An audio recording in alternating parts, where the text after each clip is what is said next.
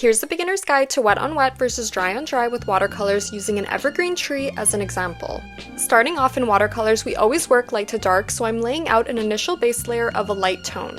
Dry applications will always look more precise and detailed and are more beginner friendly, whereas wet applications are looser and more expressive, but harder to control. Dry applications need to be fully dried before taking to the next layer, whereas wet on wet is worked a bit faster, needing to be layered on as it's still wet. Your subsequent layers should get darker in tone and more detailed. One thing to watch out for with wet applications is that a wetter surface will cause the paint to travel further when adding layers, whereas a drier surface will contain the paint flow a little more. For example, I added my second layer of color a little too early, which made it blend into the previous layer too much and darken the overall tone. The good thing with wet applications is that it's far more forgiving with mistakes. You can go in with a wet cloth to always lighten up areas that are too dark.